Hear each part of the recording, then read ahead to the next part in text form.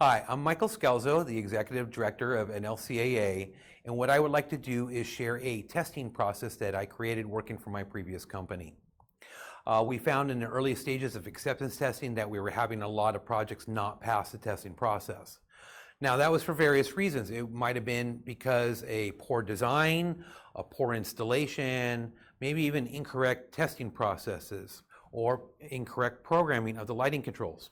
So I had to find a solution for our clients because we were starting to accumulate clients that wanted acceptance testing, and the one thing that they wanted was they wanted it to pass, and on the first go around. We saw a lot of delays on projects. We saw a lot of cost overruns, liquidated damages, a gamut of issues when you don't pass acceptance testing. So I came up with this process, and I'm going to share this process with you. Now, this process is not part of the ATT training or the ATE training. It's not a training requirement. We don't test on this process. It's just a business model that we would like to share with you. And this all starts with the basis of design. So when we're looking at the basis of design, we basically have the architect and the owner getting together. They're going to create a design concept that they want to build, what they want the building to look like. And then the architect is going to start and create that design initially. So that once they get that building design done, then they forward that design over to the engineering firms, the various trade engineers, to do their part. Our electrical engineer will do obviously, all the electrical, the lighting, but they also have lighting controls that they now have to do because of the current requirements in California.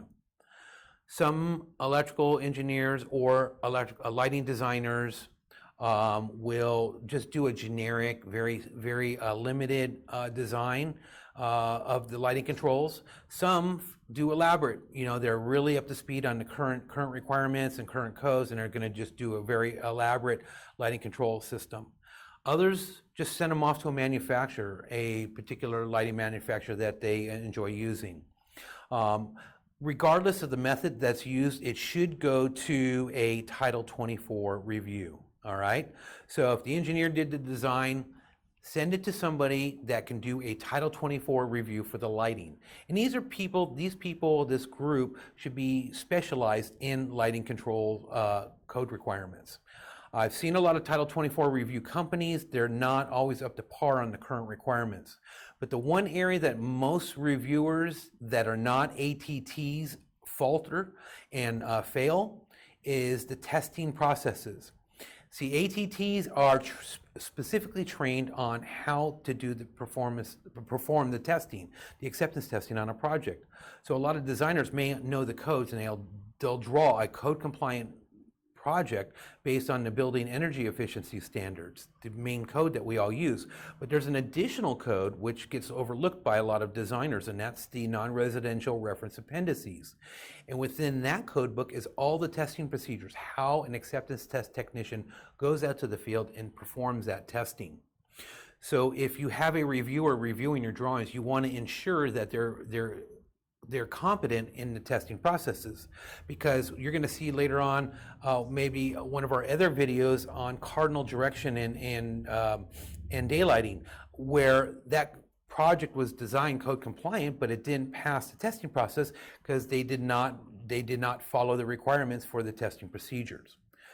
So after this Title 24 review is done and we ensure that everything looks good, then it's sent back to the engineer for any corrections that might need to be done. If the engineer has any corrections that need to be done, they'll make those corrections and they'll forward it back to the Title 24 review, and then we forward it back to the engineer. And I know it sounds like there's a lot of handing off, going back and forth, but there really is not. It's a quick process.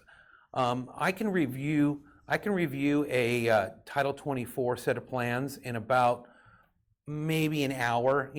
A building 50,000 square foot, 25,000 square foot or smaller, I can review those plans in about an hour. Doesn't cost that much, considering what the savings are. And you look at some of the impacts and the change orders and liquidated damages that can come from not passing a process based on the design. And that's sad when you get to the end of the job and everyone's going, oh, well, it wasn't drawn to code.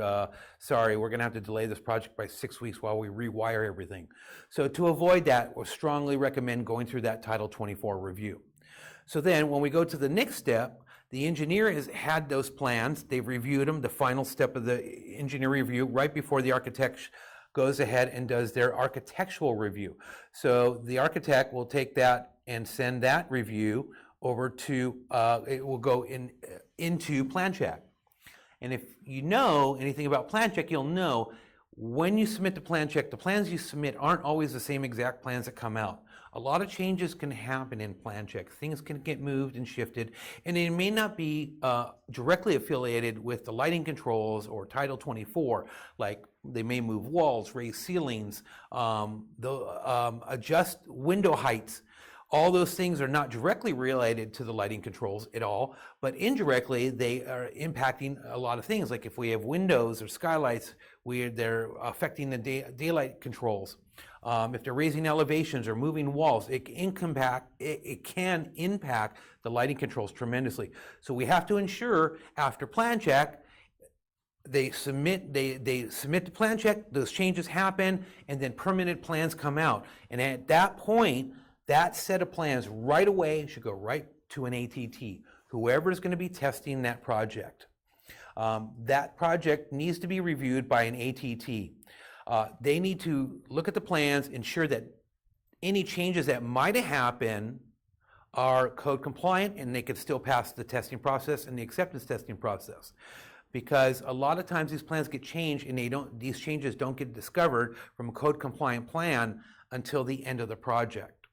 So what we're going to do is we're going to move on to our next slide here in just a second, and we're going to look at the next phases of this process. But we've gotten through the design side and the plan submittal. So now let's look at the installation and the testing process.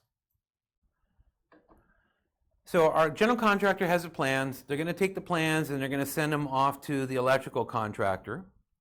And at that point, the electrical contractor is going to start their installation. So when they start their installation, they can generally do a few different ways when it comes to Title 24 and the lighting controls. They can build it per plan. So, and I've heard that and seen that. I'm building it per plan. I don't care what the code is. They could do their due diligence and try and build a code compliant project, which I see a lot too, where they're really trying to make it code compliant, ensure that they're code compliant. And the third method is sending it to a manufacturer for a manufactured design. When that happens, when we use that manufacturer, it gets sent, another version created by the manufacturer of the lighting controls design needs to be sent to the ATT on that project. Because at this point, you should know who your ATT is, because you want to ensure those plans still remain code compliant. But another thing is that the ATTs are well versed on the testing procedures. They are the best person to know what the testing procedures are and what they look like. Designers, engineers, architects, contractors, manufacturers, distributors, a lot of them are very well versed on the building energy efficiency codes. They know what the codes are. They're going to build them code compliant. The problem is when you get into the functional testing and the testing processes that are involved in that, that's a completely separate code book, which a lot of them don't even know exist. So the ATT is specifically trained in those testing procedures. You're going to see we have other videos that talk about scenarios where the project was designed code compliant, but it failed the testing process because it couldn't pass the testing process because the designers were unaware of what that functional testing looked like. So after a redesign of any type by anyone, have a set moved, sent to the ATT. And another aspect of getting our projects to pass is that we have an ATT site visit with the electrical contractor. Now we added this is not part of a requirement of the ATT, but we found that having that experienced ATT go out to the field during the rough phase of construction, they can go out there and ensure that there's no major changes on the project, like they removed windows, they added skylights, they raised ceiling heights, they moved walls. All these changes that can happen out in the field may not maintain that compliant design on the plans.